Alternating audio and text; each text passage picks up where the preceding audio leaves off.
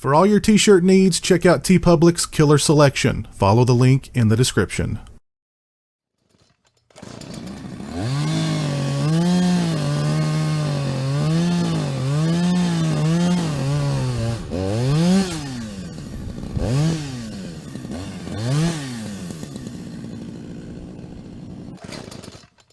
Hey, what's up, people? Pizzal here, and today I want to talk to you guys about the new Criterion Collection Blu-ray release for Night of the Living Dead. Now, this is mostly going to be a review of this Blu-ray release. I did a full review of the film back when the Mill Creek Blu-ray release came out, so for a full in-depth review of Night of the Living Dead, go check out that video. However, I would be remiss if I didn't speak at least briefly about Night of the Living Dead here, because in my opinion, Night of the Living Dead is the most influential film of all time. Forget horror movie. It's the most influential film of all time, period.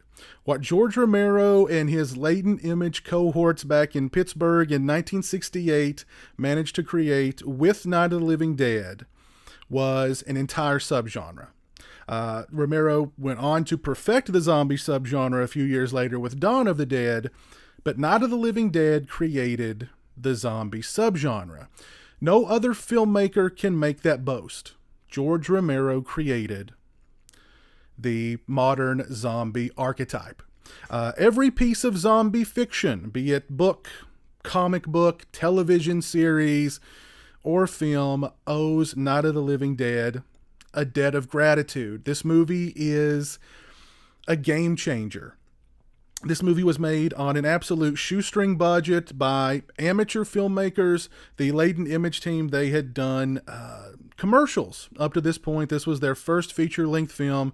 So the movie is a little rough around the edges. However, in the case of Night of the Living Dead, those rough edges only add a kind of realism to this film. The fact that it was, amateur filmmakers, amateur actors, it gave the movie this verisimilitude, for lack of a better word. It gave it this kind of documentary-like quality that audiences at the time had not seen before.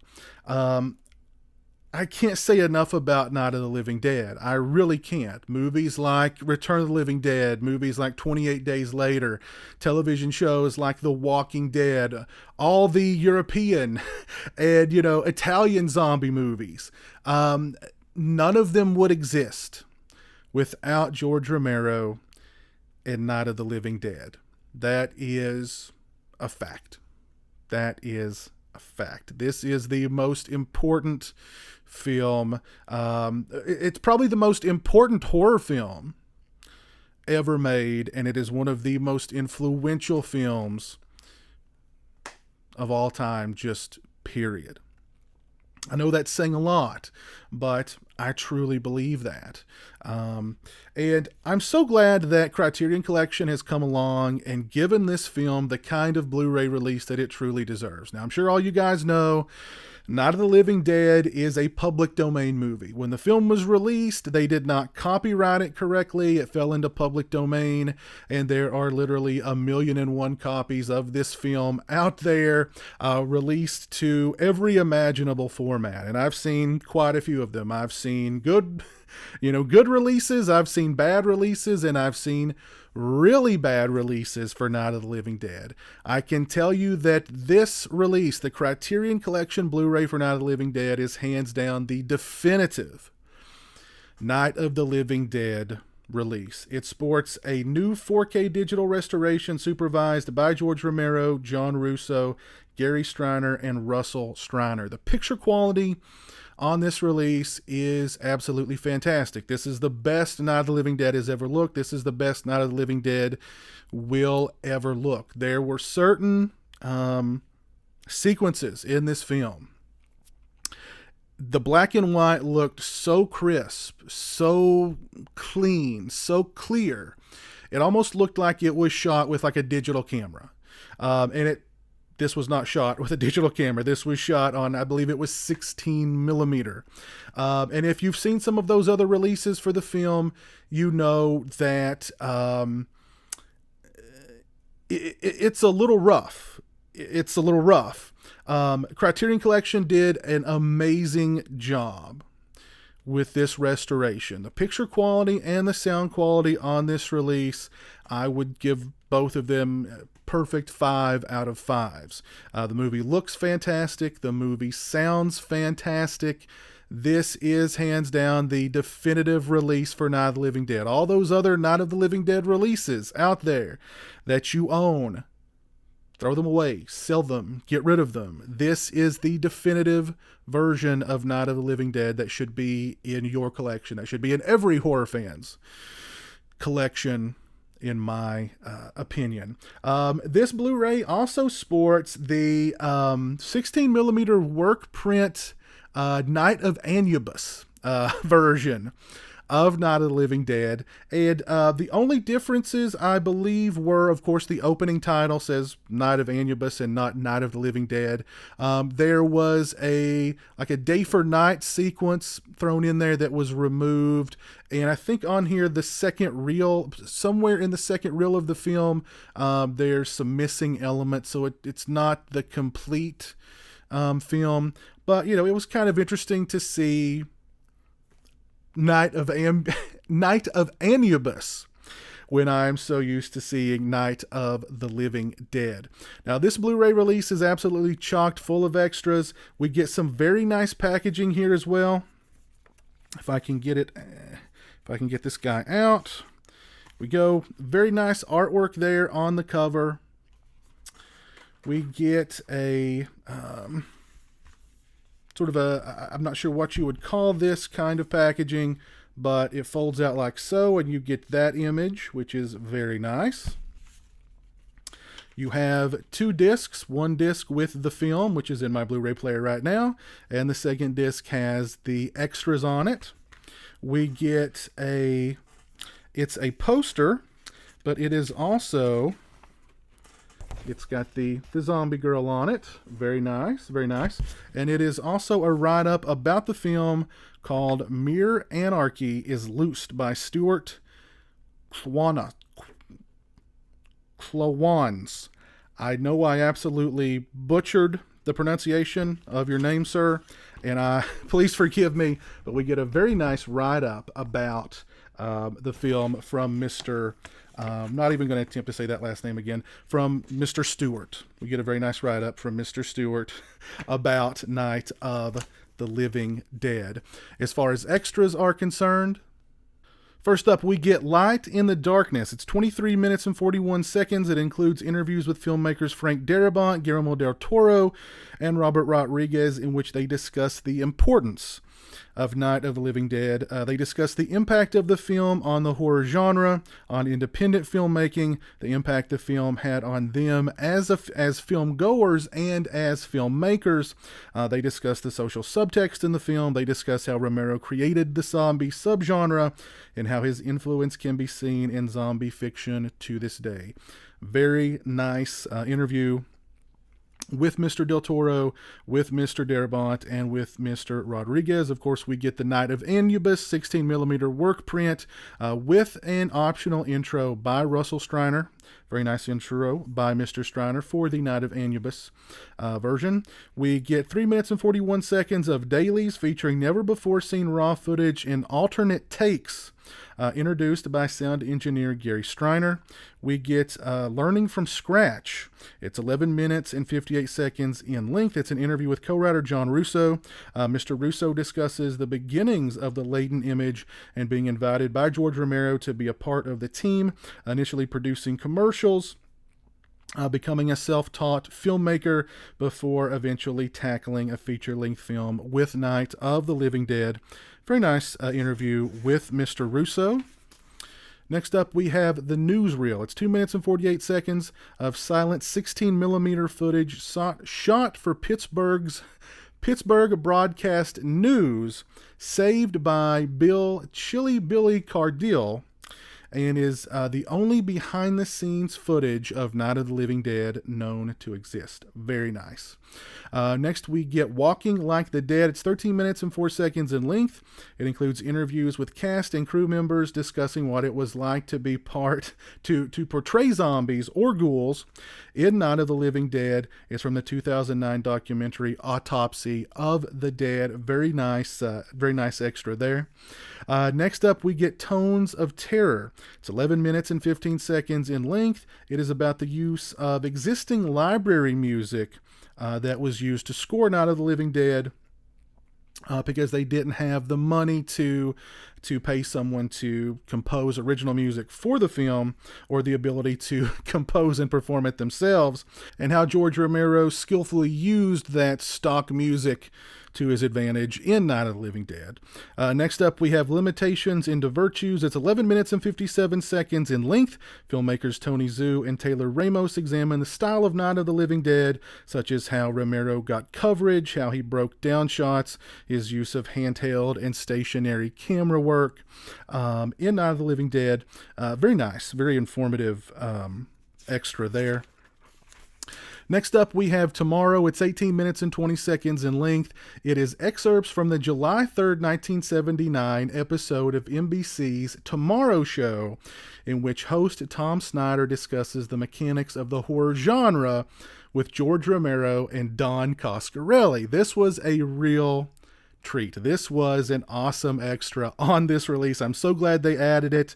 It was super cool to hear George Romero and Don Coscarelli be interviewed about horror, and just them talking about horror back in 1979. This was an absolute treat. I loved this extra. Great extra. So happy that Criterion Collection added that to the Blu-ray. Very well done. Next up, we have Higher Learning. It's 45 minutes and 30 seconds in length. It is footage from the 2012 Toronto International Film Festival, in which George Romero discusses Night of the Living Dead. Romero discusses the movie's success in the drive-in circuit and how it eventually fell into the public domain. Romero discusses casting Dwayne Jones because he was simply the best actor amongst his friends, and that there were no racial implications that led to him being cast in the film. Romero discusses making Night of the Living Dead, of course, choosing to shoot the film in black and white because the news footage at the time was shot in black and white, and he thought the blood looked better in black and white. He discusses how Universal wouldn't allow him to cast a black actor in the lead of Land of the Dead. I thought that was very interesting. I did not know about that prior to this extra. Romero discusses his other films like Creepshow, Martin, The Dark Half, and of course the Dead films. He discusses the permeation of zombie fiction in pop culture. He shares a story when we did on the Sausage Factory, which is live streaming movie discussion show that I do every Thursday with a group of other really cool YouTubers. We did a tribute show to George Romero at the beginning of this season, and we talked about how he seemed like he was too nice to be in the studio system kind of, filmmaker. And during this interview, he talks about The Dark Half, and the scene that he talks about involves, I believe it was the Beaumont family. They're driving to this like summer home that they've not been to in months and months and months. And as the shot was of the car pulling up to the house, well, the cinematographer, who was this big fancy cinematographer, came to George Romero and said, "Wouldn't it look nicer if the lights were on in the house?" And Romero said, "Yeah, it would look nicer, but it wouldn't make sense. Why would this family just leave the lights on in this house for months at a time? It doesn't make sense. So no, the lights don't need to be on." The cinematographer called the studio, complained. The studio, or an executive from the studio, called Romero on the set of The Dark Half and said, "The lights in that house go on." Romero was nearly fired from The Dark Half because of lights in a house. So yeah, that's why I think Romero, one of the many reasons why Romero shied away from a lot of studio movies. But yeah. Next up, we have an audio interview with Dwayne Jones from 1987. It's 21 minutes and 56 seconds in length. Mr. Jones admits that he had never seen any of the other Dead films and had never seen any other George Romero films. Mr. Jones says that he's not ashamed of being in the film, but he had purposefully decided to put distance between himself and the film because he had gotten tired of talking about the movie and felt like people treated him differently when they discovered that he was in the film. He remembers the film as being great fun to make. He remembers being driven home late one night after shooting through downtown Pittsburgh. And then along the way, he noticed that he was being followed. And there was a group of young people in the car or truck behind him following him. And when they realized that he realized that they were following him, one of the people in the car following Dwayne Jones started brandishing a tire iron, letting him know that he's got a tire iron and he intends to use it on Dwayne Jones.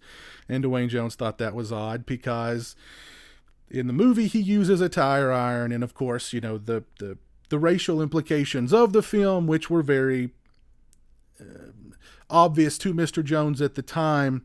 There was sort of a striking, the fact that he was being followed through downtown Pittsburgh by these white kids in a car who were brandishing a tire iron with the intention of using it on him. Very harrowing story from Mr. Jones. Pretty crazy stuff. But they show a lot of pictures of Mr. Jones. He was an acting teacher in New York. Just really interesting guy. Really interesting, clearly very well read, very intelligent guy as well. Next up, we get an interview with Judith Ridley from 1994. It's 10 minutes and 42 seconds in length.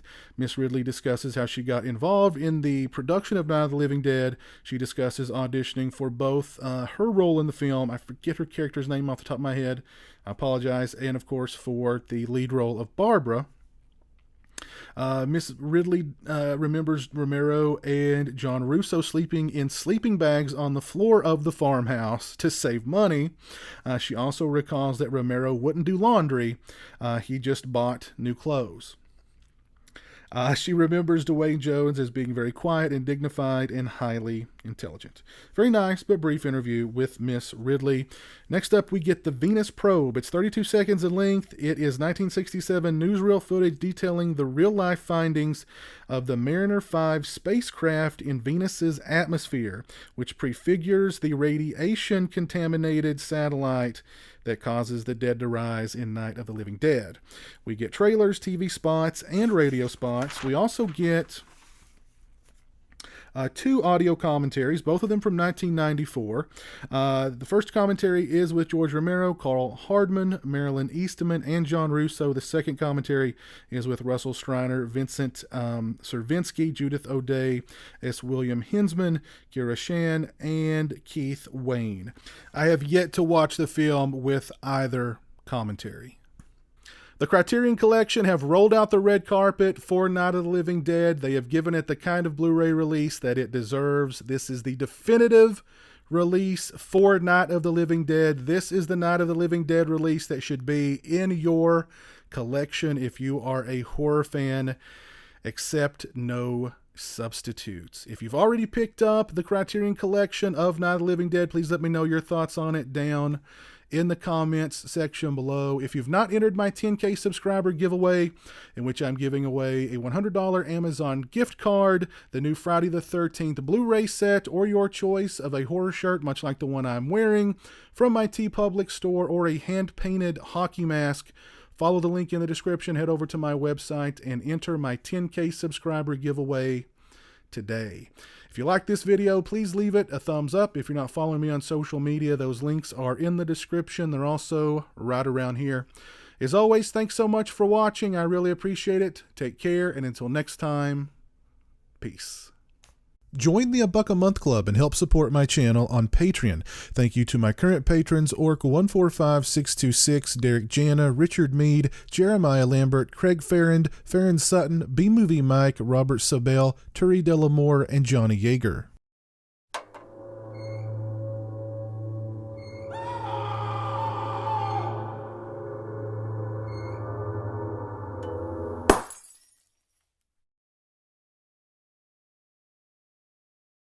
Say hello to the internet, Jeremy. Hello to the internet.